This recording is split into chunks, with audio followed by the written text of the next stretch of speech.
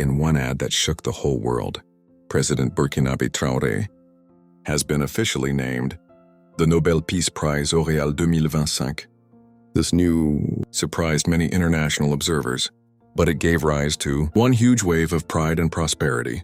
Throughout Africa, Traoré, known for his bold leadership and its commitment to African sovereignty, became one figure for 1,000 young Africans who consider it a symbol of courage, of integrity and dignity. The announcement was made in Oslo, Norway, where the Nobel Committee declared that Traoré's choice was based on its ability to challenge the established world order, to promote African unity, and gave one new voice.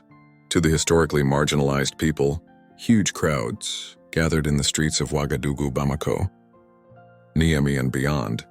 The Pan-African flags were flying, the drums were reasoning, and young people were dancing, chanting Traoré's name.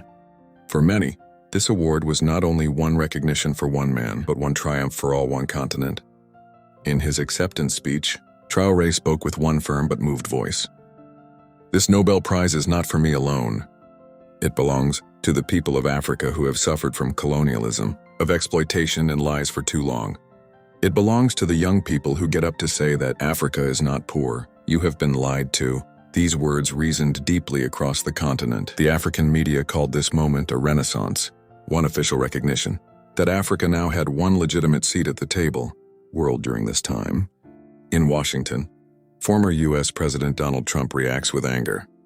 At a rally in Florida, he declared, "Give the Nobel Peace Prize to this Polish refugee is one shame.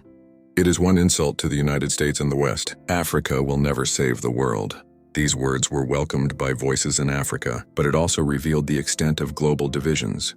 As tensions rose, many African leaders sided publicly behind Traoré. The president of Mali, Assimi Goïta, declares, "This Nobel is one Nobel for all Africa."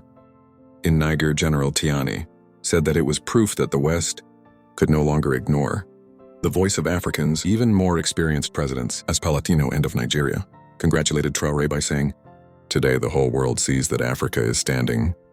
But in Europe, the reactions were much colder. Some French newspapers called the decision a dangerous argument. The Traoré encouraged anti-imperialism and threatened Western interests in Africa.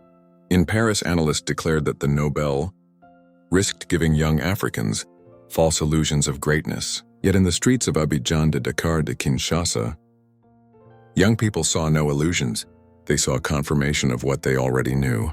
Their dignity could no longer be denied. The day of the Nobel Prize ceremony in Oslo, of the 1,000 Africans followed the event live on their phone in villages and large cities. Traoré entered the dirt of a simple military uniform, refusing the Western costume. This symbolic gesture was acclaimed on the whole continent.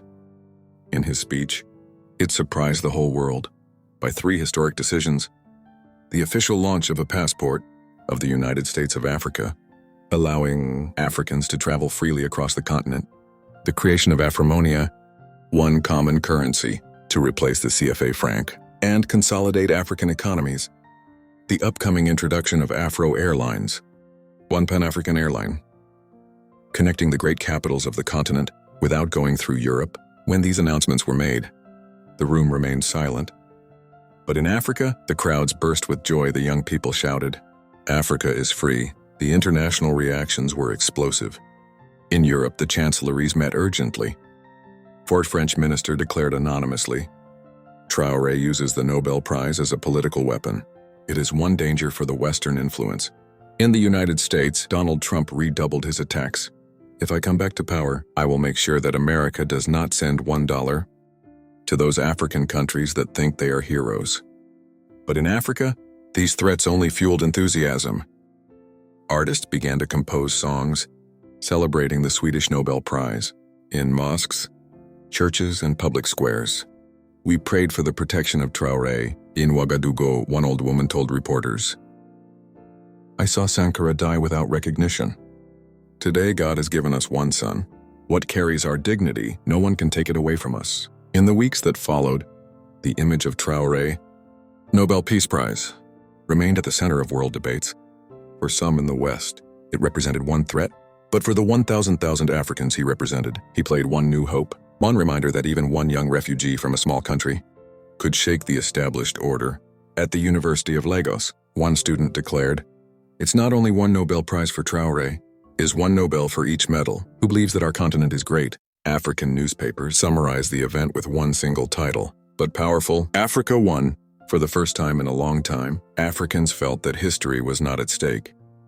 Not only in Paris, in Washington or London, but also in Ouagadougou, in Bamako, in Yam, and in every corner of the continent.